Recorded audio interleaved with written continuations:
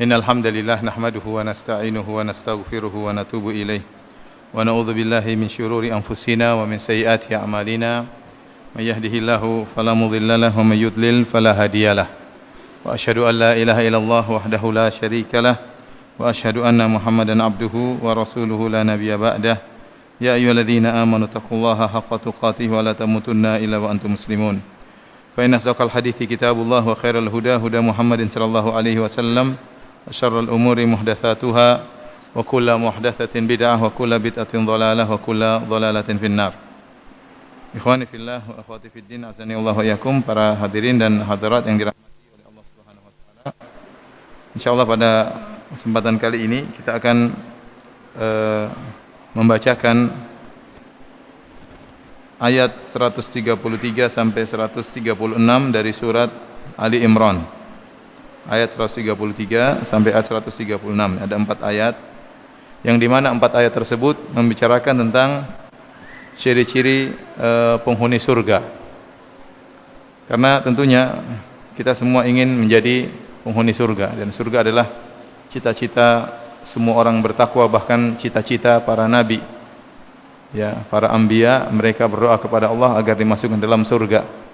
Apalagi kita. Taib. Saya akan bacakan firman Allah Subhanahu wa taala dimulai dari ayat 133. Allah Subhanahu wa taala berfirman, wasari'u ila maghfiratin min rabbikum wa jannatin 'arduhas samawati wal ardu a'iddat lil muttaqin. Dan bersegeralah kalian menuju kepada ampunan dari Rabb kalian dan menuju surga yang luasnya seluas langit dan bumi, yang Allah siapkan bagi orang-orang yang bertakwa. Alladzina yunfiquna fis sarra'i wad dharra wal kadhiminal ghaidh. Setelah itu Allah menyebutkan tentang ciri-ciri orang-orang yang bertakwa yang Allah siapkan surga bagi mereka, yaitu ciri-ciri penghuni surga. Kata Allah, alladzina yunfiquna fis sarra'i wad dharra, yaitu orang-orang yang berinfak dalam kondisi lapang dan dalam kondisi susah. Mereka tetap berinfak. Wal kadhiminal ghaidh, yaitu orang-orang yang meredam amarah. Wal afina 'anil nas, dan orang-orang yang memaafkan orang lain, yaitu yang berbuat salah kepadanya. Wallahu yuhibbul muhsinin, dan Allah mencintai orang-orang yang berbuat ihsan.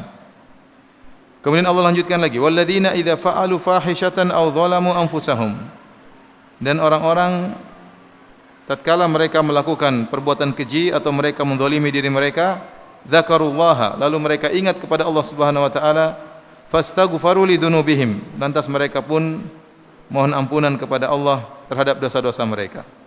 Wa may yaghfirudz dzunuba illallah, dan siapakah yang mengampuni dosa-dosa kecuali hanya Allah semata. Wa lam yusirru ala ma fa'alu wa hum ya'lamun, dan mereka tidak terus-menerus melakukan dosa-dosa tersebut padahal mereka mengetahui.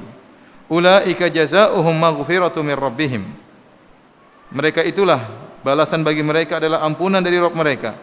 Wa jannatun tajri min tahtihal anhar, dan surga-surga yang mengalir di bawahnya sungai-sungai.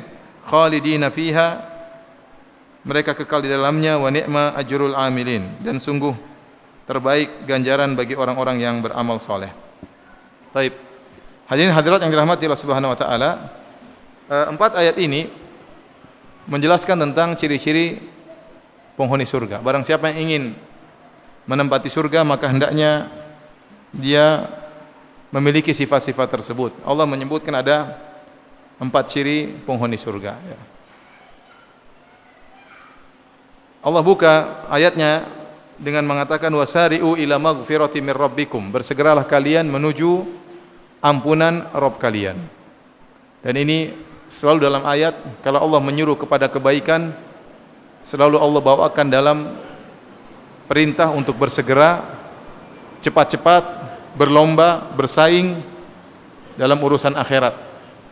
Ya, makanya datang dalam ayat, wasari'u ila maghfirati min rabbikum wa jannah, bersegeralah kalian menuju ampunan Allah dan menuju surga Allah Subhanahu wa taala. Ayat yang lain, sabiqu ila maghfirati min rabbikum wa jannah. Ya, berlombalah kalian dalam menuju ampunan Allah dan menuju surga. Dalam ayat yang lain, fastabiqul khairat, berlomba-lombalah kalian dalam kebaikan. Allah selalu berlomba. Allah tidak hanya mengatakan lakukan kebajikan, Bukan sekedar itu, tapi Allah menyuruh lebih daripada itu. Tatkala seorang melakukan kebajikan, bersegera, berlomba, bersaing. Allah menyebutkan kenikmatan surga, kemudian Allah berkata, wa fi dzalika falyatanafasil mutanafisun. Untuk urusan kenikmatan surga maka bersainglah. Inilah perintah Allah berkaitan dengan masalah akhirat.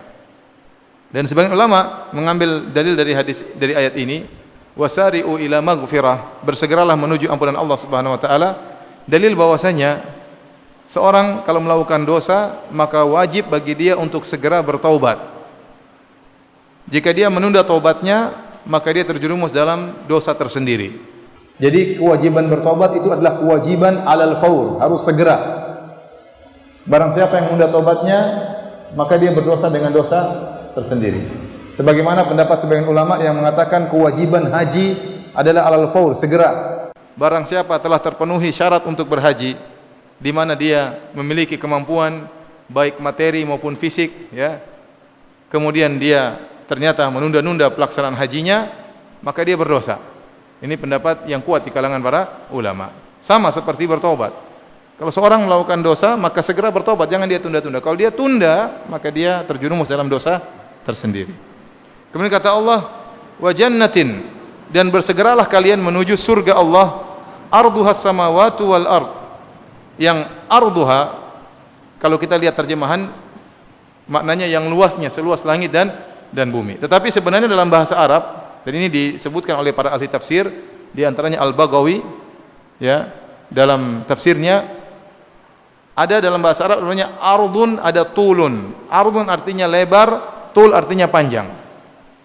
Ada panjang dan lebar. Dan kita tahu biasanya yang panjang lebih panjang daripada yang lebar, ya. Ada lebar, ada panjang.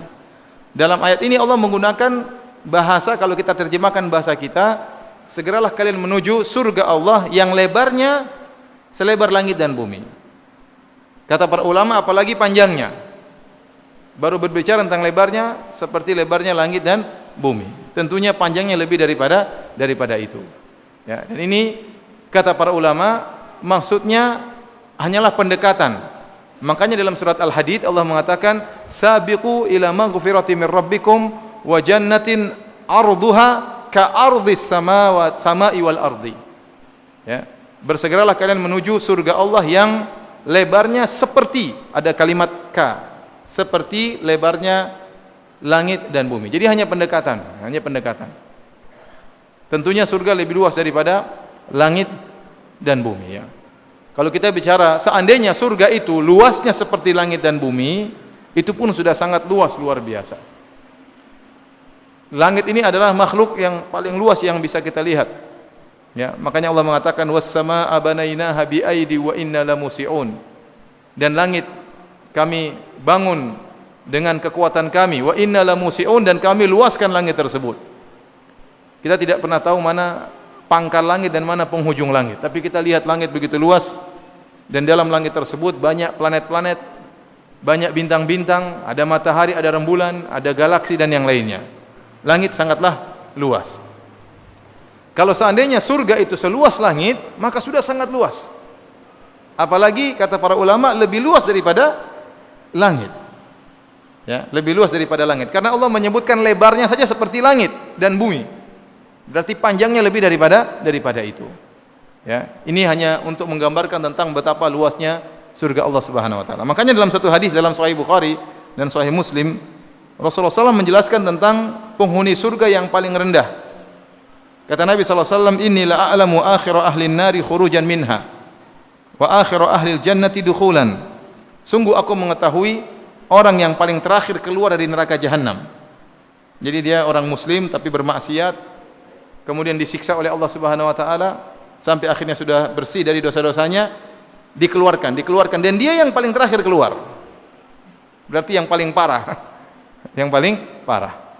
Dan dia wa akhiru ahli jannati dukhulan, dan dia penghuni surga yang paling terakhir masuk. Kata Rasulullah SAW, yaitu rajulun yakhruju minan nari kabwan, ya, fayaqul idhab fadkhulil jannah, yaitu seorang yang keluar dari neraka tertatih-tatih, kemudian dikatakan kepadanya, pergilah engkau, masuklah dalam surga. fayatiha, lalu dia datang menuju surga. Fayukhayyul ilaihi annaha mal'a, maka dihayalkan kepadanya bahwasanya surga sudah penuh. Maka dia kembali berkata, ya Rabbi wajadtuha mal'a, ya Rabbku aku dapati surga sudah penuh. Allah berkata, idhhab fadkhulil jannah, pergilah masuklah dalam surga. Fayatiha fayukhayyalu ilaihi annaha mal'a, lalu dia datangi surga dan dikhayalkan baginya surga juga sudah penuh. Fayarji, dia kembali lagi, laporan lagi kepada Allah. Dia mengatakan, ya Rabbi wajadtuha mal'a, ya Allah gimana, sudah penuh. Enggak ada tempat, sudah penuh. Kata Allah Subhanahu wa taala, idhhab fadkhulil jannah, masuklah engkau ke dalam surga. Kemudian kata Allah, fa inna laka mithla dunya wa asyrata amsalha, sungguhnya bagi engkau surga, kaplingan surgamu, kaplingan kerajaan surgamu adalah seperti dunia dan 10 kali lipatnya, seluas dunia dan 10 kali lipatnya. Maka orang ini berkata, taskharu minni au tadhaku minni wa antal malik. Kata orang ini, ya Rabbku, engkau ngejek saya padahal kau Tuhan, ya. Masa saya penghuni surga terakhir ternyata kaplingannya 10 kali lipat apa? Dunia. Maka ya Rasulullah SAW menjelaskan, dzaka adna ahlil jannati manzilatan, inilah orang yang paling rendah di surga. Jadi antum bisa bayangkan betapa luasnya surga. Orang yang paling terakhir masuk surga, yang paling rendah kedudukannya di surga, ternyata kaplingannya 10 kali luas bumi ini. Sangat luas.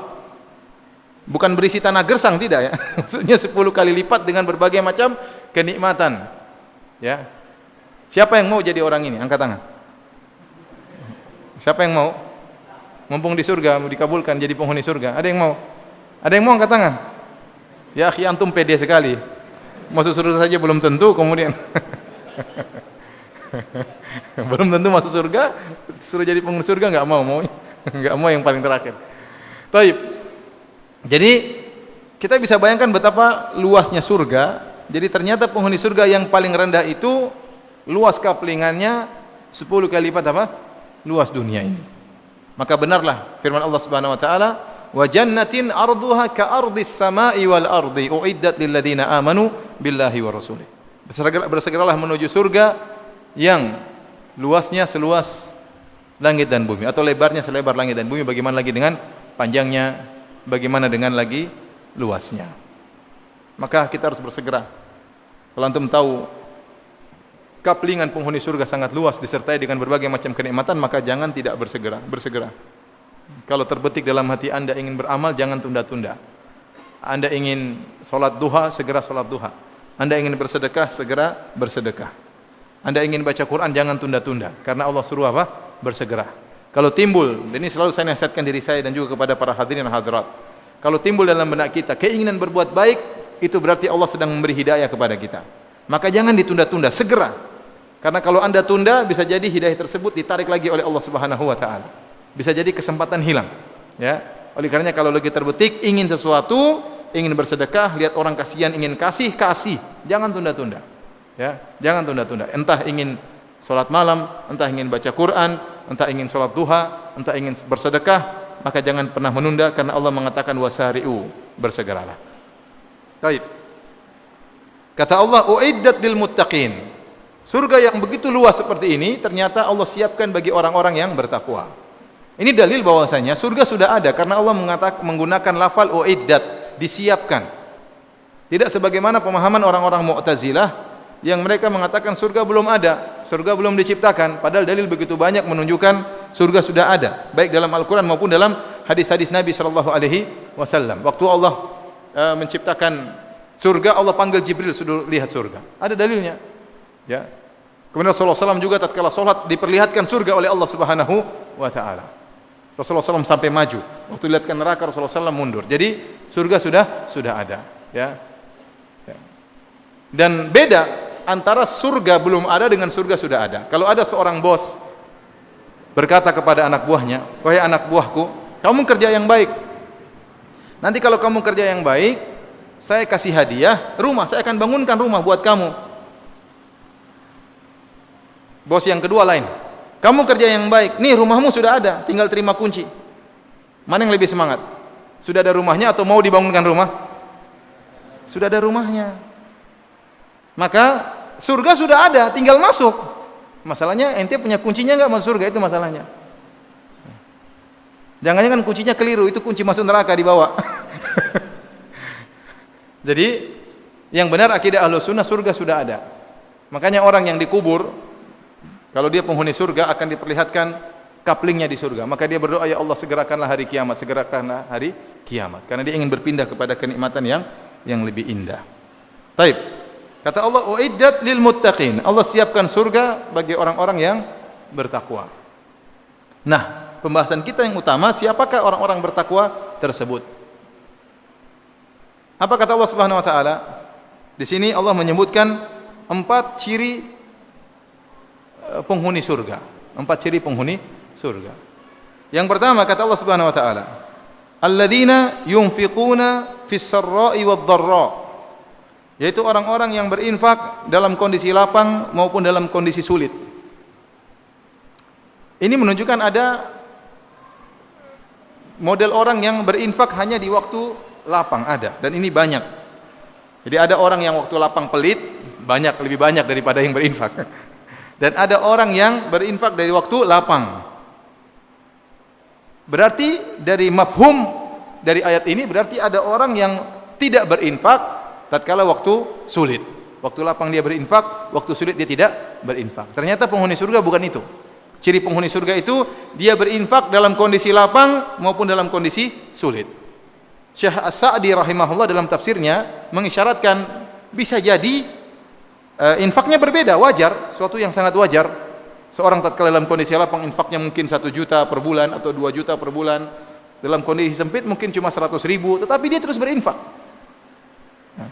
Dia terus apa? Berinfak.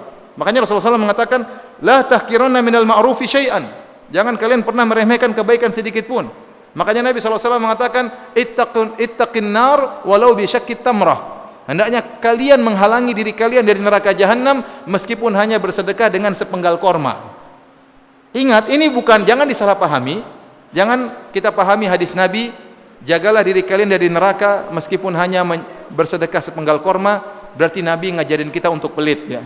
Ya udah, enggak apa-apa sepenggal korma, enggak apa-apa. Ada hadisnya kok, sepenggal korma bagi 2. Padahal korma kita bertumbuk-tumbuk. Tidak. Maksud hadis ini, kalau Anda tidak punya apa-apa, meskipun hanya sedikit, maka jangan meremehkan sedekah itu meskipun hanya sedikit. Ya. Tapi kalau Anda punya lebih, berinfaklah yang banyak. Kalau punya berlebihan. Justru berinfak tatkala fi dharra, berinfak dalam kondisi sulit, itu menunjukkan keikhlasan. Itu menunjukkan keikhlasan seseorang, bahwasanya dia benar-benar tulus berinfak karena Allah Subhanahu wa taala, meskipun dalam kondisi sempit dia masih menyempatkan dirinya untuk bersedekah di jalan Allah Subhanahu wa taala. Ya, maka ini ciri pertama, ciri yang menunjukkan seorang beriman kepada Allah Subhanahu wa taala, ya. Karena kebakhilan tidak akan berkumpul dengan keimanan. Kata Nabi sallallahu alaihi wasallam, "Wala yajtami' asyuh wal iman fi qalbi 'abdin abada." Tidak akan berkumpul, ya, rasa pelit dan keimanan dalam hati seorang mukmin selamanya. Rasa pelit dan iman itu bertengkar. Kalau seorang imannya kuat, pelitnya semakin tertekan. Kalau imannya sedikit, pelitnya semakin apa? Semakin besar. Ya. Maka ini 2 hal yang saling kontradiktif. Maka Nabi mengatakan tidak akan berkumpul iman dan kepelitan dalam hati seseorang. Maka seorang kalau dia berinfak, menunjukkan dia imannya kuat kepada Allah Subhanahu wa taala. Makanya ikhwan, jangan jadi orang pelit, ya.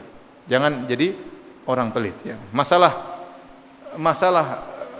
ingin bersedekah, ingin bantu orang lain adalah masalah iman.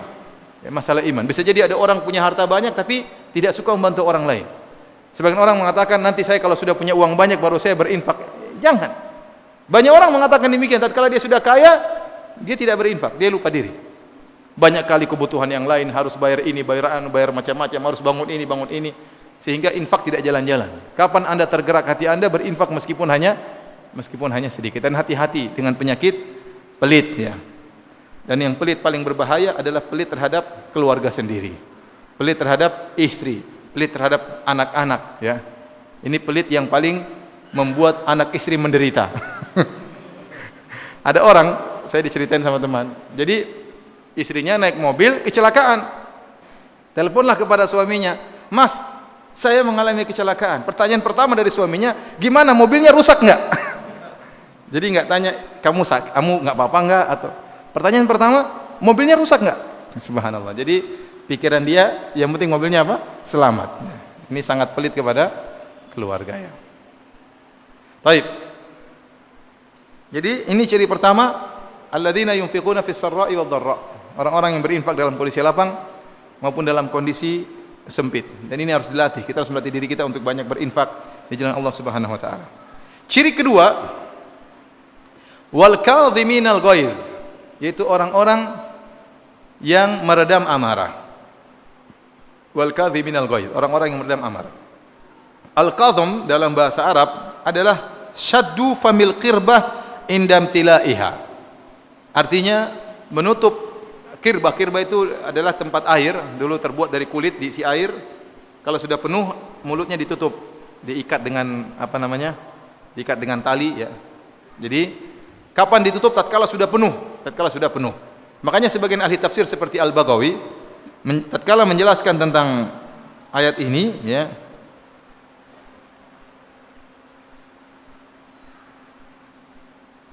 saya bacakan ya. Dia mengatakan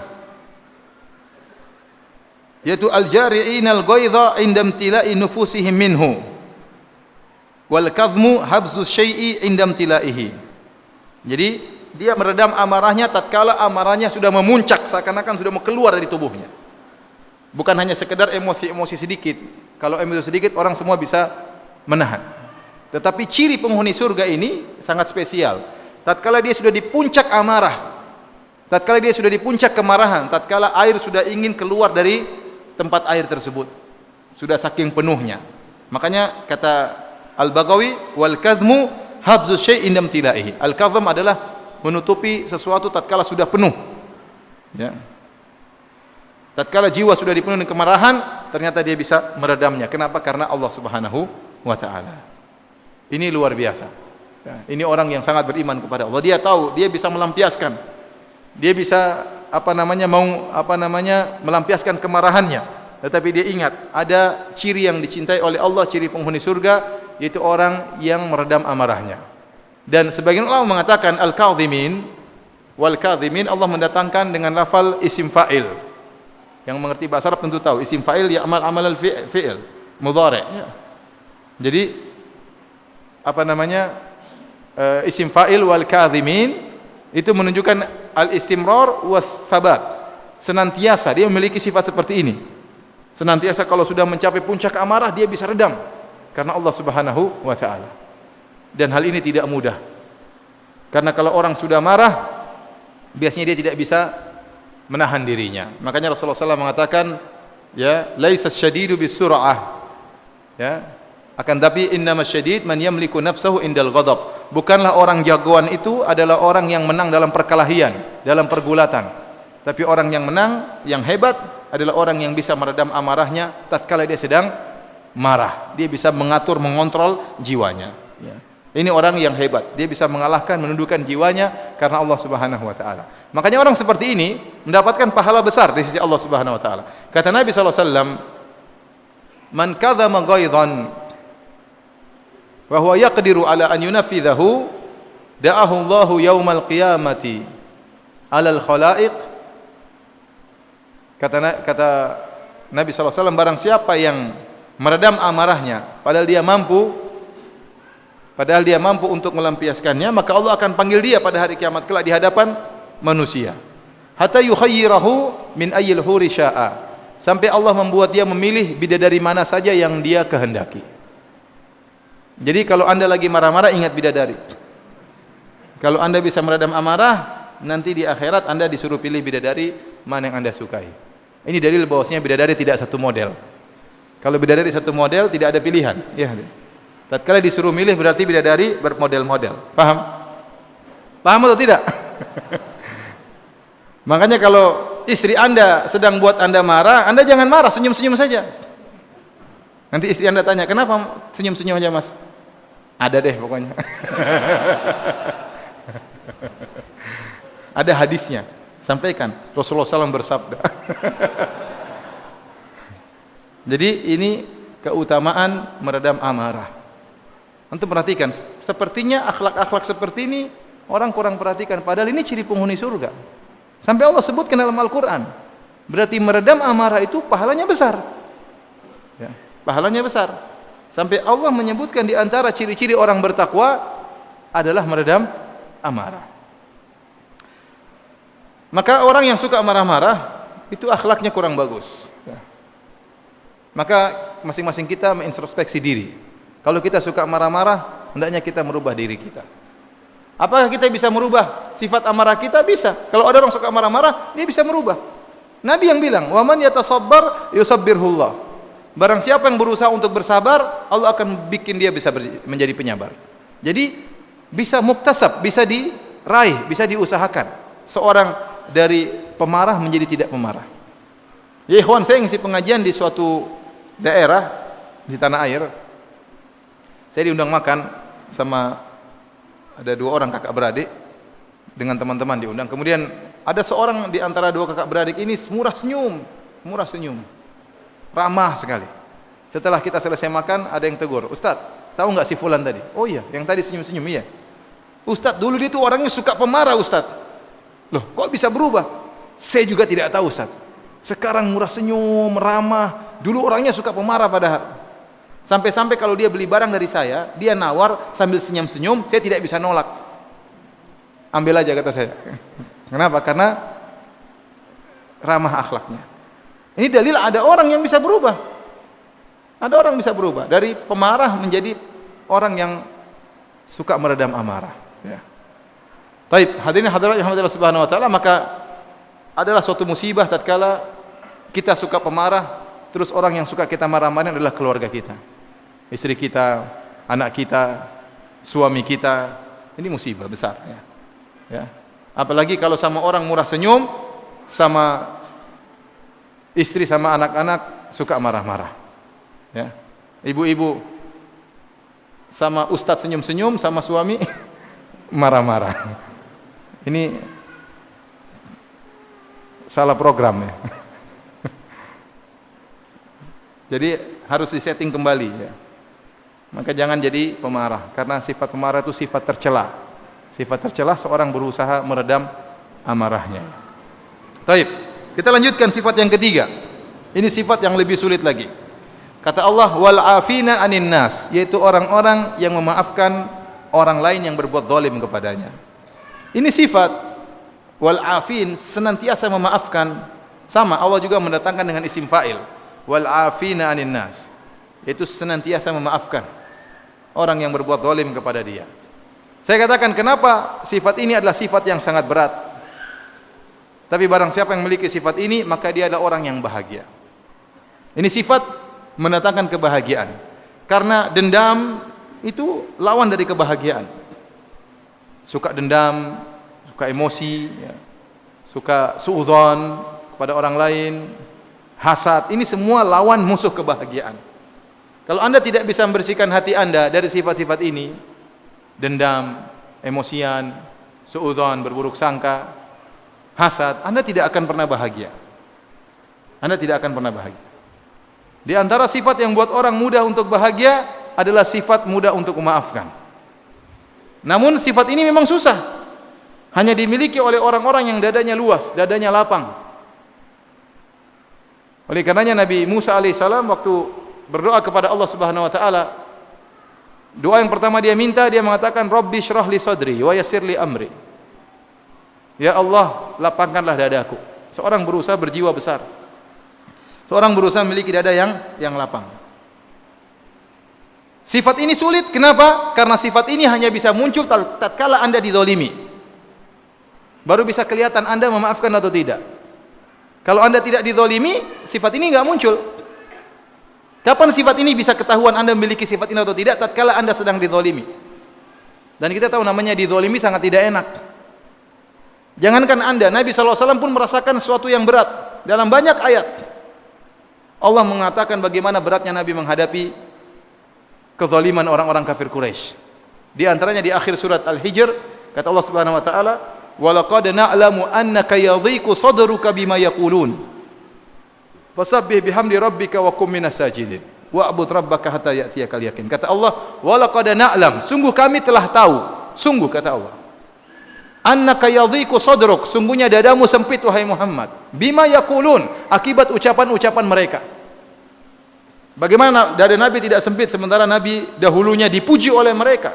Dikatakan Al-Amin, orang yang paling terpercaya. Semua orang mengakui akhlak Nabi, mengakui kejujuran Nabi. Tiba-tiba dituduh sebagai kadzdzab, pendusta. Berbalik, subhanallah. Ini berat. Ya, berat bagi seorang dahulunya dipuji, kemudian berbalik. Dikatakan pendusta, dikatakan penyihir, sahir, dikatakan majnun, orang gila. Ya. Dikatakan apa lagi? Syair, penyair. Ya. Dikatakan mashur, tersihir. Terkadang dikatakan penyihir, terkadang dikatakan tersihir.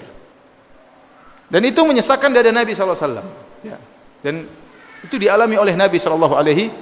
Dalam banyak ayat Allah sebutkan akan hal ini. Tetapi Allah memalingkan Nabi. Kata Allah, ada solusinya. Kata Allah, fasabbih bihamdi rabbik. Maka hendaknya kau bertasbih kepada Rabbmu, sibukkanlah dirimu dengan beribadah. Wa kum minas sajidin, dan jadilah engkau termasuk orang-orang yang sujud. Hendaknya kau salat, hendaknya kau bertasbih, hendaknya kau sujud. Karena memang dada itu sempit tatkala kita dikata-katain sama orang, ya. Dikata-katain sama orang. Dituduh macam-macam, ya, didatangkan berita-berita dusta, ya. Apalagi ternyata tetangga yang ngomongin kita, teman kita sendiri ngomongin kita, senyum-senyum depan kita, ternyata di belakang ngomongin kita, sakit. Sakitnya itu di mana? Di ubun-ubun. Maka saya katakan, mudah memaafkan itu sifat yang luar biasa, yang tidak dimiliki kecuali orang-orang yang hebat. Makanya yang memiliki sifat-sifat ini para anbiya, para nabi. Nabi SAW memiliki sifat memaafkan luar biasa. Ya, saya punya pengajian khusus tentang bagaimana sifat memaafkannya Rasulullah SAW. Tapi maksud saya, orang-orang inilah yang bahagia. Mereka dicerca, dimaki, dikata-katain, tapi mereka bahagia. Mereka bahagia. Kenapa? Mereka telah mengatur hati mereka untuk bisa mudah memaafkan. Tapi kalau anda tidak mudah memaafkan, anda tersiksa. Itu bayangkan kalau anda suka dendaman, jengkelan, emosian, gimana mau bahagia? Kalau mau tidur ingat si fulan ngomongin saya gini, si fulan ngomongin saya. Ente murojaah apa? Murojaah kezaliman orang. Kurang ajar dia ngomong gini, kurang ajar gini. Ya. Ente lampiaskan, ente bantah habis-habisan, ternyata orangnya bantah lebih parah lagi. Wah, tambah tersiksa. Tapi kalau anda, aduh, saya maafkan, sudah. Tidur tentram, nyaman, ya. Ketemu istri bisa senyum. Tapi kalau anda mikirin dendam sama orang, gimana mau senyum sama istri? Apalagi kalau anda dendam sama istri, musibah. Paling menderita kalau seorang tidak memaafkan orang-orang bermasalah dengan dia, ternyata orang-orang bermasalah tersebut orang yang dekat dengan dia. Tidak memaafkan anaknya, tidak memaafkan ibunya sendiri, tidak memaafkan kakaknya, tidak memaafkan istrinya. Ini orang paling menderita. Kalau anda tidak memaafkan orang jauh masih mending.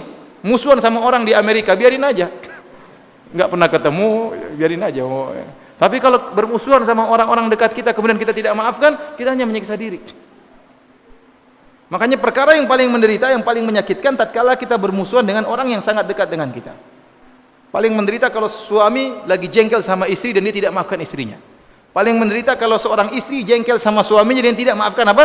Suaminya. Kenapa? Karena ketemu terus. Apalagi istrinya cuma satu, itu aja ketemu lagi. Paling menderita. Maka ikhwani fillah akhwati fiddin azani Allah wa iyyakum, kalau anda ingin bahagia, jadilah orang yang untuk mudah maafkan. Kalau anda mudah maafkan teman anda, maka orang terdekat lebih mudah, lebih utama untuk kita maafkan. Kalau anda bisa maafkan teman anda, maka istri anda harus lebih utama untuk anda maafkan. Suami anda lebih utama untuk anti maafkan. Ya. Jadi ini sifat yang buat kebahagiaan pada diri seorang, mudah maafkan. Oleh karenanya di antara contoh yang paling menakjubkan tentang sifat maafkan adalah contoh Nabi Yusuf alaihissalam. Luar biasa, memaafkannya luar biasa. Ya. Ini pernah saya sampaikan dalam kajian-kajian, tapi saya ingin sampaikan lagi karena memang luar biasa Nabi Yusuf alaihissalam. Kita tahu kisah Nabi Yusuf alaihissalam dalam surat Yusuf yang begitu panjang. Intinya Nabi Yusuf didolimi oleh kakak-kakaknya. Dilemparkan dalam apa? Sumur. Setelah dilemparkan dalam sumur, masih kecil Yusuf, kasihan. dipisahkan dari bapaknya. Dia sangat cinta kepada bapaknya, bapaknya sangat cinta kepada dia. Dia tahu bagaimana sedihnya bapaknya kalau terjauhkan dari dia. Antum kalau dipisahkan sama, misalnya dipisahkan, waliyadzubillah, dipisahkan dari istri. Antum tahu istri antum sangat sayang sama antum. Antum sedih atau tidak? Antum sedih dari dua sisi. Sedih dari antum terpisah dari istri antum, ini kesedihan tersendiri. Kesedihan yang kedua memikirkan kesedihan istri. Paham? Atau antum nggak paham? Saya ulangi lagi. Kalau antum taruhlah dipaksa dipisah dari istri, antum akan tersiksa dari dua sisi. Pertama, terpisahnya antum dari istri ini kesedihan tersendiri. Yang kedua, antum memikirkan istri antum yang sedih memikirkan antum. Jadi antum semakin apa? Bersedih. Ya. Nabi Yusuf alaihissalam tahu ayahnya Yakub alaihissalam, bapaknya sangat sayang kepada dia. Makanya dia tidak ingin anaknya dibawa. Kakak-kakaknya ngerayu gimana kita bisa bawa Yusuf keluar. Ya. Ini la yahzununi an tadhhabu bih. Menyedihkan saya kalau kalian bawa dia pergi. Bapaknya tidak bisa tidak melihat Yusuf satu hari. Pingin Nabi Yusuf selalu dekat, si kecil Yusuf. Jadi Nabi Yusuf menderita, dilempar dalam sumur, dipisahkan dari bapaknya, memikirkan kesedihan orang tuanya. Ini yang pertama, dilempar dalam sumur, masih kecil.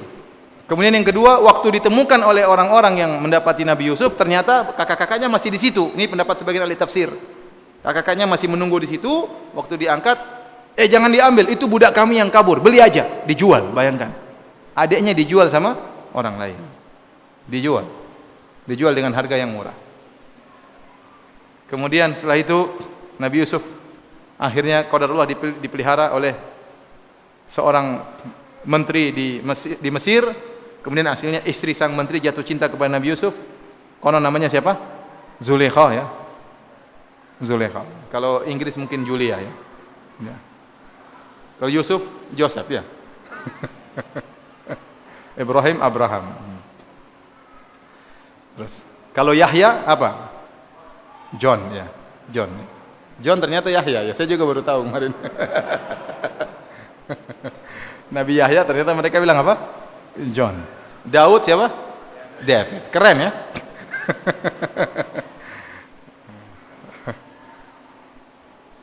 Taib. Jeffrey, ya. Intinya ini aja. Nanti dihapus, ya. Taib, kita lanjutkan. Intinya Zulaikha merayu Yusuf. Akhirnya Yusuf alaihissalam tidak mau, akhirnya dituduh Yusuf ingin menzinahinya. Akhirnya dia pun dipenjara. Bahkan yang ingin merayu Yusuf bukan hanya Zulaikha, bahkan ibu-ibu yang lain juga merayu Yusuf. Akhirnya dipenjara. Akhirnya Nabi Yusuf alaihissalam qadarullah dalam penjara bertemu dengan dua orang. Yang satu bermimpi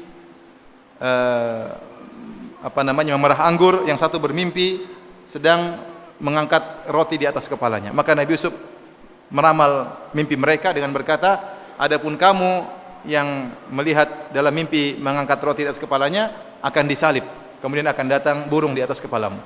Adapun kamu yang bermimpi memerah anggur, ya, engkau akan menjadi pelayan raja, kau akan selamat. Kemudian wa qala lil ladzi dhanna annahu najim minhuma udhkurni inda rabbik.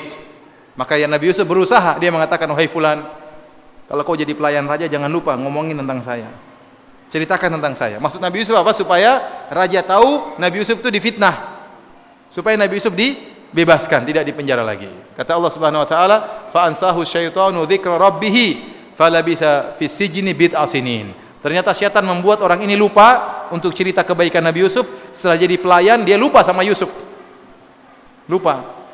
Akhirnya Nabi Yusuf dipenjara lagi, bertambah 7 tahun. Jadi lupanya 7 tahun orang. Dalam sebagian ahli tafsir mengatakan dia 7 tahun lupa. Setelah 7 tahun berikutnya baru dia ingat. Baik. Akhirnya setelah 7 tahun raja bermimpi. Inni ara sab'a baqaratin simanin yakuluhunna sab'un ijab. Saya melihat 7 ekor sapi gemuk dimakan oleh 7 ekor sapi kurus dan seterusnya. Siapa yang bisa menafsirkan mimpiku? Ternyata anak buahnya semuanya enggak ada yang tahu. Akhirnya pelayan raja baru ingat. Wa qala alladhi naja minhuma waddakara ba'da ummatin ana unabbiukum bita'wilihi fa arsilun. Maka akhirnya pelayan raja ini ingat. Setelah 7 tahun baru dia ingat. Dia mengatakan, utuskan saya kepada Yusuf. Saya tahu Yusuf bisa menafsirkan mimpi ini. Perhatikan di sini. Datanglah orang ini setelah 7 tahun datang kepada Yusuf. Dia bilang, Yusufu ayyuhas siddiqu aftina. Aftina fi sab'i baqaratin simanin ya'kuluhunna sab'un ijaf wa sab'i sumbulatin khudrin wa ukhra yabisa. La'alli arji'u ilan nasi la'allahum ya'lamun. Wahai Yusuf, wahai orang yang jujur, tolong tafsirkanlah mimpi raja tentang 7 ekor sapi gemuk dimakan oleh 7 ekor sapi kurus dan 7 bulir hijau dan 7 bulir yang kering. Semoga saya bisa kembali kepada mereka, saya kabarkan tentang tafsiran mimpi tersebut. Nabi Yusuf mengatakan, langsung Nabi Yusuf tafsirkan. Qala tazra'una sab'a sinina dha'aban. Nabi Yusuf tidak mengatakan, ente kemana saja 7 tahun? Subhanallah, Nabi Yusuf sangat memaafkan. Kalau kita, tunggu dulu. Enak aja ente 7 tahun saya di sini. Nabi Yusuf tidak, sama sekali tidak mengungkit. Dan subhanallah, dia pun tidak dendam kepada raja. Ya, biar aja mereka ini orang Mesir mati konyol, enggak. Ya. Bahkan Nabi Yusuf bukan hanya menafsirkan, bahkan dia langsung memberi solusi. Makanya di antara kebaikan Nabi Yusuf, para ulama sebutkan, dia bukan tafsiran mimpi tersebut artinya begini, harusnya tafsirannya begini. Akan ada 7 tahun musim panen dan akan ada 7 tahun musim kering. Titik. Itu tafsiran mimpi. Tapi ternyata Nabi Yusuf tidak ngomong demikian. Dia langsung kasih solusi. Qala tazra'una sab'a sinina da'aban fama hasadtum fadharuhu fi sumbulihi illa qalilan mimma ta'kulun. Caranya kalian 7 tahun tanam sebanyak-banyaknya. Apa yang kalian panen maka simpan kecuali sedikit yang kalian makan. Makan sedikit-sedikit, sisakan yang banyak. Thumma ya'ti min ba'di dzalika sab'un shidadun ya'kulna ma qaddamtum lahunna illa qalilan mimma tuhsinun. Kemudian akan datang 7 tahun berikutnya, musim paceklik, musim kemarau, dan akan menghabiskan seluruh lumbung gandum yang kalian simpan kecuali sedikit yang kalian sisakan. Thumma ya'ti min ba'di dzalika 'amun fihi yughathun nas wa fihi ya'sirun. Dan akan datang 1 tahun berikutnya di mana hujan sangat keras sehingga orang akan memerah anggur. Jadi Nabi Yusuf bukan hanya sekedar menafsirkan mimpi, tapi langsung memberikan apa? Solusi. Subhanallah. Kemudian akhirnya dilapor kepada raja. Raja mengatakan, panggil Yusuf ke sini. Falamma ja'ah rasul qala irji' ila rabbik. Akhirnya waktu utusan raja datang, wahai Yusuf, dipanggil sama raja. Kata Yusuf, pulang kembali kepada rajamu. Tanyakan kepada rajamu, ma balu niswatil lati qatta'na aydiyahun. Inna rabbi bikaidihinna alim. Tanyakan kepada rajamu berita tentang para wanita yang pernah memotong-motong tangan mereka. Yusuf saatnya dia untuk menunjukkan dia tidak bersalah. Tapi tanpa dendam terhadap wanita-wanita tersebut, tidak dendam. Kalau dia dendam, dia mengatakan sampaikan sama raja itu potong lagi tangan mereka. Tapi dia tidak dendam sama sekali. Padahal dia di penjara lebih dari 7 tahun gara-gara perbuatan ulah Zulaikha dan teman-temannya. Tapi sama sekali dia tidak dendam dan dia tidak menyuruh raja untuk memberi hukuman kepada mereka, tidak menuntut balas. Ya, saya sudah di penjara maka boleh menuntut balas kembali, sama sekali tidak. Karena dia memang seorang yang sangat pemaaf. Taib akhirnya masih ada waktu Akhirnya Nabi Yusuf alaihissalam qadarullah akhirnya menjadi seorang bendaharawan Raja Mesir. Menjadi menteri keuangan yang mengatur pembagian gandum. Sampai akhirnya tatkala musim paceklik tiba, ternyata musim paceklik tersebut bukan hanya di Mesir, sampai mengenai keluarganya di Palestina. Maka datanglah kakak-kakaknya kemudian minta beli gandum karena Nabi Yusuf jual gandum. Dia kasih ide sama Raja Mesir, gandum kita berlebihan, maka juallah kepada orang-orang yang miskin. Dan dia berharap kakaknya datang. Dan benar, akhirnya kakaknya 10 orang datang. Ya. Kemudian minta membeli gandum. Intinya, ya, Nabi Yusuf disebutkan oleh sebagian ahli tafsir, Nabi Yusuf bertanya, kalian berapa bersaudara? 12. Kok cuma 10? Iya, 10 kami ada 2 orang yang masih ketinggalan. Siapa? Binyamin sama Yusuf. Mana Binyamin? Di bapaknya. Yusuf hilang dari dulu. Sebenarnya sebenarnya tafsir demikian. Ya. Yusuf pun tidak marah. Ya. Kemudian waktu Binyamin diatur oleh Nabi Yusuf sehingga tertuduh mencuri, apa kata kakak-kakaknya? Iyasrik faqad saraka akhun lahu min qabl. Kalau Binyamin pernah mencuri, sungguhnya saudaranya Yusuf juga pernah mencuri. Itu ngomongnya kepada Nabi Yusuf. Fa asarraha Yusuf fi nafsi wa lam yubdiha lahum. Nabi Yusuf jengkel tapi tidak dia ungkapkan. Kalian tuduh saya mencuri, ya tidak. Sampai akhirnya, intinya akhirnya ketahuanlah. Ya, waktu mereka akhirnya kelaparan, mereka pun datang, mereka pun mengiba-iba. Ya, mereka mengatakan, wahai Yusuf, berilah sedekah kepada kami, wahai ayuhal aziz, massana wa ahlana ad-durru wa ji'na bi bidha'atin musjatin fa awfi lana al-kaila wa tasaddaq alaina. Inna Allah yajzil mutasaddiqin. Kata mereka, wahai sang menteri, sungguh kami telah ditimpa dengan kemudaratan, penderitaan, dan keluarga kami di Mesir, di Palestina telah mengalami penderitaan. Nabi Yusuf langsung ingat bapaknya, ingat ibunya. Yang lapar bukan cuma kakak-kakaknya yang kurang ajar ini, bukan. Bapak dan ibunya juga apa? Kelaparan. Dan kami tidak punya barteran yang mahal untuk membeli, maka bersedekahlah. Kami hanya bisa membayar dengan sedikit, bersedekahlah kepada kami. Akhirnya Nabi Yusuf buka kartu. Dia mengatakan, qala hal alimtum ma fa'altum bi Yusufa wa akhihi id antum jahilun. Pertama Nabi Yusuf dengan begitu lembutnya dia mengatakan, wahai kalian, apa kalian masih ingat apa yang pernah kalian lakukan terhadap Yusuf dan saudaranya waktu kalian masih jahil? Pernyataan Nabi Yusuf, id antum jahilun, tatkala kalian masih jahil, ini menunjukkan Nabi Yusuf beri uzur kepada mereka. Karena Nabi Yusuf seakan-akan mengatakan perbuatan kalian waktu kalian masih apa? Jahil. Luar biasa.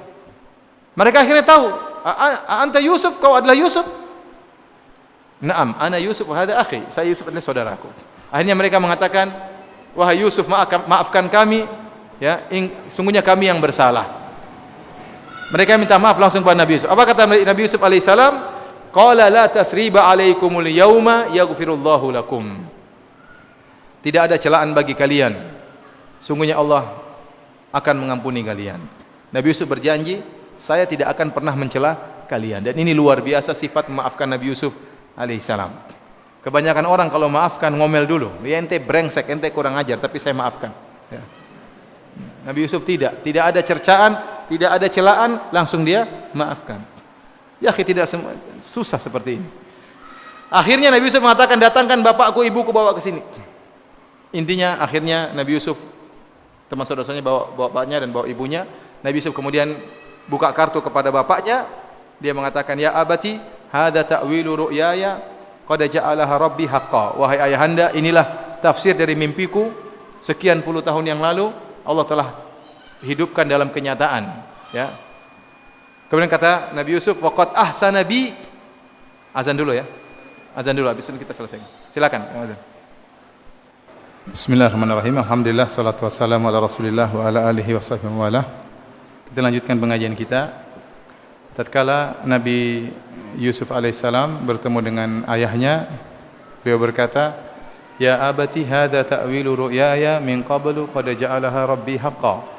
Wahai ayahanda, inilah tafsiran dari mimpiku sebelumnya, Allah telah menjadikannya sebagai kenyataan. Kemudian Nabi Yusuf menyebutkan tentang nikmat-nikmat yang Allah berikan kepada dia. Kata Nabi Yusuf, waqad ahsana bi id akhrajani minas sijn. Sungguh Allah telah berbuat baik kepadaku tatkala Allah mengeluarkan aku dari penjara. Padahal di antara nikmat sebelumnya yaitu Allah telah menyelamatkan aku dari sumur, ya, dan seterusnya. Tetapi Nabi Yusuf alaihissalam tidak menyebutkan permasalahan sumur. Kenapa? Karena dia sudah berjanji tidak akan mencela kakak-kakaknya yang dahulu pernah berbuat salah. Karena kalau dia cerita sama bapaknya, saya dikeluarkan dari sumur, mungkin bapaknya tanya, ada apa dulu di sumur? Yang lempar kakak-kakakmu. Akhirnya kan terungkap lagi. Padahal Nabi Yusuf sudah berjanji tidak akan mengungkit-ungkit lagi. Sehingga masalah sumur dia skip, dia loncat. Tidak dia sebutkan demi untuk menunaikan janjinya tidak akan mengungkit-ungkit lagi kesalahan apa? Kakak-kakak beliau alaihi salam. Ya, dan ini menunjukkan betapa sifat Nabi Yusuf yang sangat mudah memaafkan dan sangat baik, ya. Sehingga tidak ungkit-ungkit lagi masalah tersebut. Adapun setelah itu Nabi Yusuf mengatakan, waqad akhrajani minas sijn wa jaa'a bikum. Setelah itu Nabi Yusuf berkata, di antara kenikmatan yang lain, Allah mendatangkan kalian dari kampung, dari Palestina menuju kota Mesir. Min ba'di an nazaqa syaitanu baini wa baina ikhwati. Setelah syaitan mengadu domba antara aku dengan kakak-kakakku. Ya, ini antara kenikmatan. Tadinya saya dan kakak-kakak saya berseteru. Adapun perseteruan antara Yusuf dengan kakak-kakaknya, ayahnya tahu, maka tidak perlu disembunyikan. Ini sudah ayahnya sudah tahu. Tapi kalau Nabi Yusuf dilemparkan dalam sumur, ayahnya nggak tahu, maka nggak perlu dibicarakan. Tapi di antara kenikmatan Nabi Yusuf berkata, dahulu saya bertengkar dengan kakak saya. Dan subhanallah waktu Nabi Yusuf mengungkapkan permasalahan ini, dia tidak mengatakan setelah kakak-kakak saya berbuat jahat kepada saya, tidak. Tapi dia menyandarkan kesalahan kepada syaitan. Dia mengatakan syaitan yang mengadu domba. Kemudian yang kedua, setelah pertama dia menyandarkan kesalahan kepada syaitan, yang kedua dia seakan-akan kesalahan dari dua belah pihak. Dia mengatakan nazagha syaitanu baini wa baina ikhwati. Setelah syaitan mengadu domba antara aku dan kakak-kakakku, seakan-akan kesalahan dari dua belah pihak. Padahal yang salah hanyalah dari kakaknya saja. Ini menunjukkan Yusuf benar-benar memilih kata-kata supaya kakak-kakaknya tidak tersinggung lagi. Dan demikian Nabi Yusuf alaihissalam luar biasa, ya. Memaafkan, oleh karenanya masalah ini diingatkan kembali oleh Nabi Muhammad sallallahu alaihi wasallam. Rasulullah SAW juga mengalami yang semisal ini. Rasulullah SAW diusir dari kampung halamannya, dari kota Mekah, diuji dengan ujian yang luar biasa. Diusir dari kampungnya, padahal begitu banyak kenangan indah di kampungnya tersebut. Di Mekahlah beliau dilahirkan, situlah beliau menikah dengan istri tercintanya Khadijah. Situlah lahir anak-anaknya, situlah ada rumah pertamanya di situ, ya, berbagai macam keindahan. Situlah dia dirawat oleh ibunya, oleh kakeknya, oleh pamannya dan seterusnya. Kemudian diusir dengan meninggalkan seluruh kekayaannya. Demikian juga para sahabat diusir. Rasulullah SAW harus pergi dengan terpaksa. 8 tahun kemudian Rasulullah SAW balik lagi dari setelah diusir ke Madinah. Rasulullah SAW balik lagi kota Mekah, kali ini dengan kondisi yang berbeda. Kali ini Nabi membawa pasukan 10.000 pasukan. Saatnya Nabi untuk sombong dan angkuh seharusnya. Tapi Rasulullah SAW tidak sombong dan tidak angkuh. Bahkan Rasulullah SAW naik di atas ontanya dengan penuh tawadhu, sampai menundukkan pandangannya tatkala masuk dalam kota Mekah. Sehingga ada yang nyeletuk berkata, "Hadhihi yaumul malhamah." Ini adalah hari pertumpahan darah. Tapi Nabi tidak menjalankan hal tersebut. Kalau Nabi saatnya balas dendam, maka saat itulah dia balas dendam. Namun dia tidak balas dendam. Maka dia kumpulkan orang-orang kafir Quraisy di Ka'bah. Orang kafir Quraisy, maka Rasulullah SAW bertanya kepada mereka, "Ma tadhunnuna anni fa'ilun bikum?" Menurut kalian apa yang akan aku lakukan kepada kalian? Harusnya dipenggal seluruhnya ini. Tapi kata mereka, "Akhun karim, ibnu akhin karim." Engkau adalah saudara kami yang baik, ya, sama-sama Quraisy. Engkau adalah putra dari seorang yang baik, ya. Engkau pasti berbuat baik. Makanya Rasulullah SAW mengatakan, "Ma aqulu lakum illa kama qala akhi Yusuf, ya, la tathriba alaikumul yaum." Yang aku ucapkan kepada kalian tidak lain kecuali seperti perkataan saudaraku Yusuf alaihissalam, tidak ada celaan bagi kalian. Idhabu fa antumut tulaqa. Pergilah kalian bebas. Rasulullah SAW akhirnya maafkan mereka, sehingga akhirnya banyak di antara mereka akhirnya masuk Islam. Saatnya Rasulullah SAW balas dendam, namun Rasulullah SAW tidak balas dendam, dan dia ingat tentang bagaimana sifat memaafkan saudaranya Yusuf alaihissalam, dan Nabi mengikuti sifat Nabi Yusuf alaihissalam. Jadi ikhwani fillah akhwati fiddin azanillahu wa iyyakum, di antara sifat yang kelihatannya sepele tetapi ini sifat yang luar biasa, pahalanya sangat besar, ciri penghuni surga, yaitu maafkan orang lain tatkala orang tersebut menzalimi antum, ya. Seandainya kita tidak memaafkan, kita tidak berdosa. Itu hak kita untuk tidak memaafkan. Tetapi kalau Anda memaafkan itu lebih baik, ya. Sebagaimana Allah berfirman, "Wa in aqabtum fa'aqibu bimithli ma uqibtum bih." Kalau kalian balas, silakan balas sebagaimana kalian dizalimi. Tapi kata Allah ada pilihan kedua, "Wala in sabartum lahu khairul lisabirin." Kalau kalian bersabar, bahkan lebih baik. Ada orang tidak mau, saya tidak maafkan dia, saya akan tuntut dia pada hari kiamat, saya akan ambil pahalanya. Boleh, itu tidak dilarang, silakan. Tetapi kalau Anda maafkan, maka pahala Anda lebih besar daripada pahala yang akan Anda ambil dari dia. Makanya Rasulullah Allah Subhanahu wa taala menyebutkan 3 model sikap yang mungkin kita lakukan terhadap orang yang menzalimi kita. Kalau kita dizalimi, ada 3 sikap yang mungkin kita lakukan. Kata Allah, "Wa jazaa'u sayyi'atin sayyi'atun mithluha. Faman 'afa wa aslaha fa ajru Allah innahu la yuhibbudz zalimin." Yang pertama kata Allah, balasan keburukanlah keburukan yang semisalnya. Ini boleh kalau ada orang maki kita, mengatakan kita anjing, kita bilang kamu juga anjing, boleh, enggak jadi masalah. Kita tidak berdosa. Ya. Dia bilang kita bangsat, kita bilang kamu juga bangsat, tidak boleh, tidak berdosa. Boleh. Yang kedua, faman afa wa aslah, barang siapa yang memaafkan dan berbuat baik, fa ajru 'ala Allah, maka pahalanya si Allah. Allah yang akan tanggung pahalanya. Ini yang terbaik tentunya. Yang ketiga kata Allah, innahu la yuhibbudz zalimin. Sungguhnya Allah tidak menyukai orang yang zalim, yaitu yang ketiga kita balas dengan kezaliman. Ada orang bilang sama kita, anjing kamu, kita bilang kamu anjing rabies. Jadi ada tambahan rabies, ini enggak boleh. Maka kita berdosa tatkala itu. Tapi seandainya kita balas, kamu juga anjing, maka kita tidak berdosa sama sekali. Ya, kita bilang saya tidak mau balas, saya mau tuntut di akhirat, boleh. Secara hukum syar'i boleh. Ada orang seperti itu, dia tidak mau maafkan. Dia bilang urusan kita di akhirat. Ya. Ada orang seperti itu. Tetapi dan dia akan mengambil pahala orang tersebut di akhirat kelak. Tapi seandainya dia memaafkan, fa ajruhu 'ala Allah, pahalanya di sisi Allah lebih besar daripada pahala kalau dia tidak memaafkan. Ya. Oleh karenanya, hadirin hadirat yang rahmati Allah Subhanahu wa taala, maka latih diri kita untuk mudah memaafkan. Kita akan bahagia, akan hidup tentram, ya. Tidak suka dendam, menjalani aktivitas dengan enak daripada marah-marah kemudian emosian, akhirnya jantungan, kena stroke dan macam-macamnya. Mending kita memaafkan, hidup bisa tentram. Baik, ciri yang keempat di antara ciri-ciri penghuni surga kata Allah, walladzina idza fa'alu fahishatan aw dzalamu anfusahum. Dan orang-orang yang tatkala melakukan fahisyah, sebagian salaf menafsirkan itu zina. Aw dzalamu anfusahum, atau yang dibawa daripada itu seperti mencium, menyentuh wanita yang bukan mahramnya, ya, dibawa dari perzinahan. Dzakarullah, maka mereka pun ingat kepada Allah, fastaghfiru lidzunubihim. Kemudian mereka minta ampun kepada Allah Subhanahu wa taala. Kata para ulama, ini dalil bahwasanya bukan syarat masuk surga tidak pernah berbuat dosa besar. Bahkan orang yang melakukan dosa besar bisa saja masuk apa? Surga kalau dia bertobat kepada Allah dengan tobat yang nasuh. Sebagaimana Allah sebutkan dalam surat Al-Furqan dalam ayat yang lain. Kata Allah, walladzina la yad'una ma'allahi ilahan akhar wa la yaqtuluna nafsan allati harramallahu illa bil haqq wa la yaznun wa may yaf'al dzalika yalqa athama yudha'af lahu al-'adzabu yaumal qiyamah wa yakhlud fiha muhana. Kata Allah, dan orang-orang tidak pernah berbuat syirik, tidak pernah membunuh orang lain, dan tidak pernah berzina. Barang siapa yang melakukannya, berbuat syirik, membunuh orang, berbuat zina, maka masuk neraka jahanam, dilipat gandakan azabnya pada hari kiamat kelak. Namun kata Allah, illa man taba, kecuali yang bertobat, wa amana wa amila amalan salihan.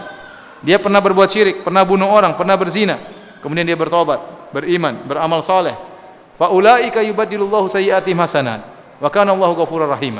Maka Allah akan rubah keburukan mereka menjadi kebaikan. Sungguhnya Allah Maha Pengampun lagi Maha Penyayang. Berarti orang yang berzina masih ada kesempatan masuk surga kalau dia bertobat kepada Allah Subhanahu wa taala. Allah menyebutkan di antara ciri penghuni surga ada orang yang pernah berzina tapi bisa masuk surga. Walladzina idza fa'alu fahishatan, kalau mereka melakukan perbuatan keji, di antaranya perbuatan zina, aw dzalamu anfusahum, atau yang di bawahnya, dzakarullah, maka mereka pun ingat. Ya, jadi bukan syarat orang bertakwa tidak pernah berbuat salah. Tapi syarat orang bertakwa kalau dia bersalah segera dia bertobat kepada Allah Subhanahu wa taala dengan tobat yang sesungguhnya. Wa may yaghfiru dzunuba illallah, dan siapakah yang bisa mengampuni kecuali Allah? Allah ingatkan kepada dia, minta ampunlah. Pasti Allah mengampuni. Karena tidak ada yang bisa mengampuni kecuali Allah Subhanahu wa taala. Tidak ada solusi dari dosa kecuali taubat. Dan Allah pasti mengampuni. Makanya Allah mengatakan siapa yang mengampuni kecuali hanya Allah Subhanahu wa taala. Walam yusirru ala ma fa'alu wa hum ya'lamun, dan mereka tidak terus-menerus melakukan perbuatan mereka padahal mereka mengetahui bahwasanya Tuhan mereka Maha memaafkan, ya. Mereka mengetahui bahwasanya orang terus-menerus melakukan dosa maka itu bukan orang bertakwa, ya. Maka Allah mengatakan ulaika jazaohum maghfiratun min rabbihim wa jannatun tajri min tahtihal anhar. Balasan bagi mereka adalah ampunan Allah, ya, dan surga-surga yang mengalir di bawahnya sungai-sungai, khalidina fiha. Mereka kekal dalam surga-surga tersebut. Wa ni'ma ajrul amilin, dan sebaik-baik ganjaran bagi orang-orang yang beramal saleh. Kata sebagian ulama, amalan sedikit pahalanya luar biasa. Amalan sedikit pahalanya luar biasa. Makanya amalan kita ini tidak ada bandingannya dengan ganjaran yang Allah siapkan. Maka benar kata Nabi sallallahu alaihi wasallam, la yadkhulul jannata ahadun bi amalihi. Tidak seorang pun masuk surga dengan amalnya. Kenapa? Karena amalnya ini tidak ada bandingannya dengan ganjaran yang Allah siapkan. Ya, amalan itu hanya sebab, Ya, tetapi kalau dibandingkan dengan ganjaran yang diraih, maka tidak ada bandingannya sama sekali. Ya. Demikianlah para hadirin dan hadirat yang dirahmati Allah Subhanahu wa taala, kajian kita pada malam hari ini. Semoga Allah Subhanahu wa taala mengampuni dosa-dosa kita dan menjadikan kita penghuni surga yang kekal abadi ya rabbal alamin. Ustaz, seorang anak melakukan maksiat yang rutin, itu disebabkan dari kepala keluarga yang melakukan maksiat rutin pula. Benarkah itu? Tidak lazim ya. Tidak lazim. Kalau ayah dan ibunya suka rutin bermaksiat, apakah anaknya pasti rutin bermaksiat? Tidak lazim. Karena benar bahwasanya maksiat orang tua akan berdampak kepada anak. Ya. Tapi dampak tersebut bisa jadi dalam bentuk yang lain. Bisa jadi anaknya akhirnya nakal, bisa jadi anaknya akhirnya tukang maksiat, bisa jadi Allah berikan yang lainnya ya. Tapi tidak lazim demikian. Ya, tidak lazim demikian. Tapi seorang berusaha bertakwa kepada Allah Subhanahu wa taala ya. Karena barang siapa yang bertakwa kepada Allah, Allah akan jaga anaknya.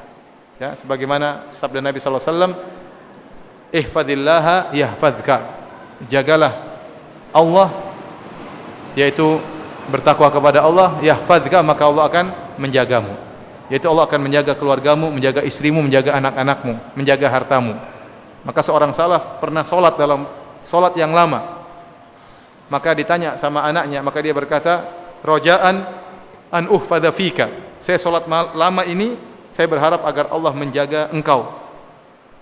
Dengan saya solat lama supaya engkau dijaga oleh Allah Subhanahu wa taala. Dan di zaman sekarang ini ya, ujian bagi anak luar biasa ya. Tidak seperti zaman kita dahulu ya. Waktu kita masih kecil-kecil, sekarang luar biasa. Ya, maksiat di mana-mana, di HP penuh dengan maksiat, YouTube dan macam-macamnya. Tidak ada yang bisa menjaga anak kita kecuali Allah Subhanahu wa taala. Maka janganlah orang tua terus bermaksiat ya. Tapi hendaknya dia bertakwa kepada Allah agar Allah menjaga anak-anaknya.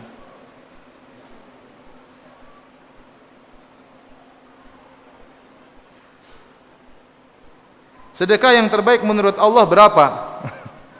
Misal dapat gaji untung 5 juta. Berapa harus disedekahkan? Ya terserah saja yang berapa ya. Terserah. Kalau bisa 5 juta semua tentu lebih baik. Kalau tidak bisa harus bayar ini, bayar anu, biar anu. Yang wajib-wajib diselesaikan, kalau ternyata tinggal 500.000, keluarkanlah 100.000 ya. Jadi tidak ada aturan khusus, tapi intinya semakin banyak semakin baik ya. Semakin banyak semakin baik ya.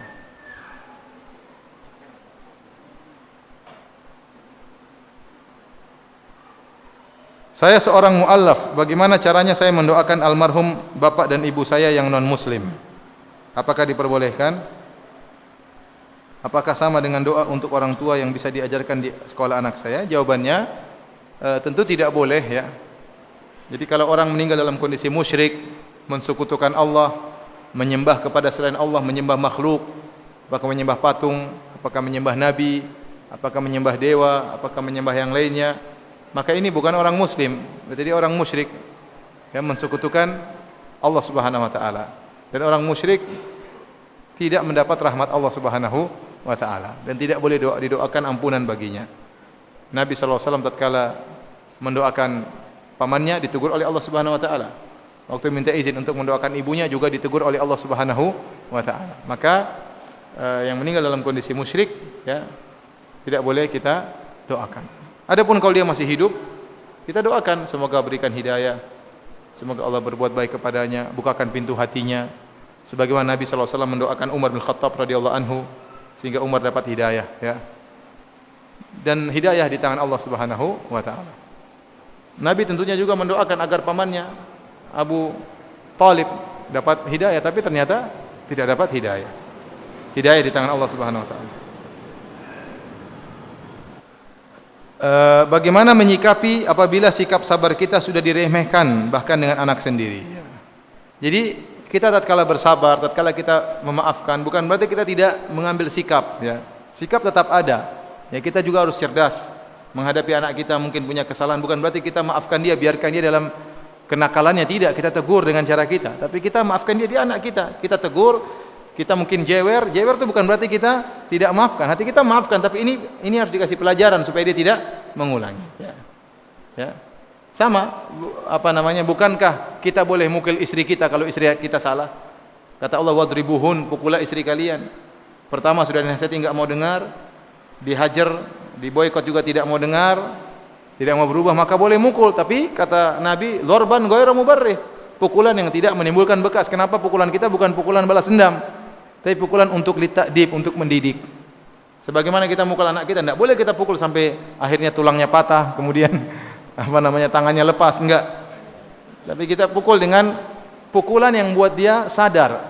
Tetap kita cinta kepada dia. Jadi maksud saya, tatkala kita mukul bukan berarti kita tidak maafkan, tapi kita mengambil sikap dalam rangka untuk mendidiknya. Tapi hati kita maafkan. Kita anak kita sayang sama dia, tapi harus diberi pelajaran. Nabi yang suruh, wadribuhum wa hum asyru sinin. Anak kalian belum sholat 10 tahun, pukullah, kata Nabi. Yang suruh pukul siapa? Nabi.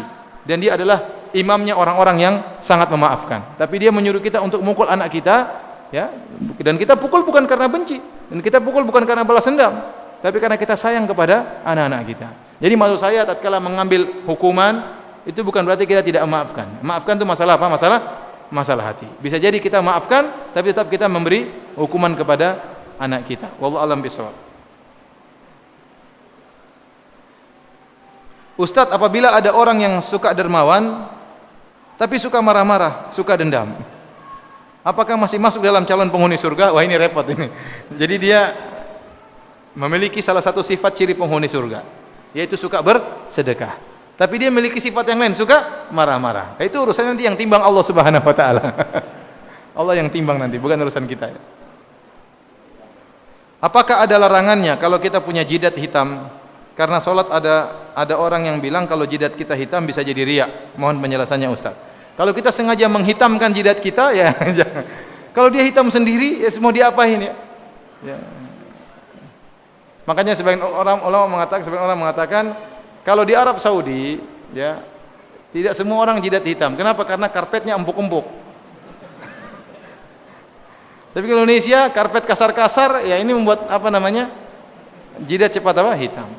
Saya tanya sama antum, bukankah para salaf mereka sujud lama? Ya, otomatis kalau orang suka sujud lama, berlezat-lezat bersujud di hadapan Allah Subhanahu wa taala, sebagaimana Nabi SAW kalau sujud juga lama, ya otomatis lama-lama jidatnya kemudian menghitam, ya. Ya terus mau dikasih pemutih, ya enggak juga, ya artinya biasa aja, ya. Terus bukan berarti kalau orang jidat hitam berarti riya. Ya tidak, itu masalah hati. Sama kalau gitu nanti kita bilang jangan ke masjid, nanti kamu riya. Ya, jangan pakai pakaian Islami, nanti kamu riya. Pakai pakaian kebarat-baratan saja supaya enggak riya misalnya. Ya, dan seterusnya. Enggak. Jadi kalau orang sengaja hitam memang di waktu sujud digosok-gosok ya itu mungkin riya. Tapi kalau hitam dengan sendirinya mau diapain ya? Ketika sholat witir terdengar adzan subuh, apakah sholatnya dilanjutkan, dibatalkan? Lanjutkan 1 rakaat, selesaikan. Ya, lanjutkan 1 rakaat dan selesaikan. Bahkan kata para ulama, kalau dia tadinya niat 3, ternyata adzan subuh, langsung jadi satu rakaat. Bagaimana jika seorang sudah siap untuk menikah tapi masih menempuh pendidikan pasca sarjana dan ibunya melarang menikah sampai ia lulus, sedangkan ia sudah diliputi rasa ingin menikah dan ia tidak mampu lagi? Saya kemarin ke luar negeri, ke negeri orang kafir, ada sebagian putri-putri dari sebagian teman-teman kita di sana muslimah bilang sama ibunya, "Mama, saya mau cari halal boy, susah sekali di sini." Karena teman-temannya pada zina, pada macam-macam, jadi cari halal boy susah. Adanya syubhat boy sama haram boy. Saya bilang, kalau ke Indonesia banyak halal boy, jangan khawatir. Terbuang-buang di sana halal boy. Kalau di sana memang susah halal boy, semuanya adanya syubhat boy sama haram boy. Saya rasa wanita ini, ya namanya seorang wanita punya hasrat untuk menikah, apalagi zaman sekarang zaman fitnah. Makanya kalau ada orang tidak menikah-nikah tanpa ada sebab, ini orang ini didoakan, kasihan ya. Di zaman fitnah seperti ini kok tidak menikah-nikah, ada apa gerangannya? Ya. maka hendaknya dia bertakwa kepada Allah, dan nikah itulah bentuk ketakwaan kepada Allah Subhanahu wa taala. Siapa yang bisa menjamin dirinya terbebaskan dari berbagai macam fitnah wanita, fitnah lelaki dan macam-macamnya, maka hendaknya dia berusaha untuk merayu ibunya, menjelaskan ya, khawatir terjerumus dalam hal yang haram. Kalau saya terjerumus dalam hal yang haram nanti ibu lebih repot lagi. Saya tidak kuasa, sampaikan ya, dan berdoa kepada Allah supaya Allah membukakan hati ibunya ya. Ya. Cerita juga betapa banyak orang yang akhirnya dapat S2, S3, akhirnya enggak ada yang berani ngelamar dia, takut. Kenapa? Enggak pede ngelamar wanita ini ya. Sudah terlanjur S2 ya. Sementara dia S-teler ya. Gimana mau ngelamar wanita seperti ini? Orang takut. Dan ini banyak kejadian. Pendidikannya tinggi, enggak punya suami ya. Terus semakin dia tamatkan S2, umurnya semakin tua, mungkin 30, 35 ya, kasihan ya, orang-orang ingin yang lebih muda daripada itu ya. Artinya tolong dijelaskan kepada ibunya ya. Tapi kalau ada lelaki yang maju misalnya ya, dan dia sudah khawatir terjerumus dalam zina, maka tetap dia nikah, tidak mengapa, ibunya tidak berhak untuk melarang. Tapi saya tidak menyuruh untuk melawan ibunya, sampaikan dulu dengan baik-baik, sampai berdoa kepada Allah Subhanahu wa taala semoga ibunya dibukakan hatinya ya. Karena seorang menjaga dirinya jangan sampai terjerumus dalam kemaksiatan. Bagaimana kiat-kiat meredam amarah yang notabene-nya orang tersebut adalah pemarah, akhwat, dan tidak mampu menahannya?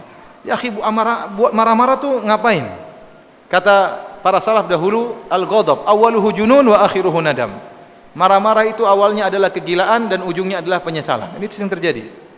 Kalau ente lagi marah-marah, suruh suami ente atau anak ente suruh divideokan ya, di shooting ya, biar tahu kalau marah kayak apa ya. Pasti jelek, marah-marah, ngomong nggak karuan dan macam-macamnya. Coba di shooting, masukkan YouTube pasti sadar. Tapi jangan dimasukkan YouTube. Maksudnya pingin tahu orang marah-marah seperti orang gila. Ada orang yang pendidikannya tinggi tapi kalau sudah marah-marah seperti anak kecil. Seperti anak kecil. Karena susah menjaga, menguasai jiwa tatkala sedang emosi. Ya, di antara hal yang paling memudahkan kita untuk meredam amarah adalah ayat tadi, bahwasanya orang meredam amarah adalah ciri apa? Penghuni surga. Sehingga dia bisa mengalahkan hawa nafsunya. Dia tahu ini ciri penghuni surga. Ternyata orang mau surga bukan cuma salat malam saja yang bisa bikin orang mau surga. Bukan cuma salat malam saja, bukan cuma sedekah yang bisa bikin orang mau surga. Bukan hanya baca Quran berjuz-juz setiap hari bisa bikin orang mau surga. Meredam amarah juga bisa bikin orang masuk surga. Lantas kenapa dia ya melewatkan kesempatan besar ini? Maka di antara hal yang paling memudahkan seorang meredam amarah adalah mengingat bahwasanya ini adalah ciri penghuni surga.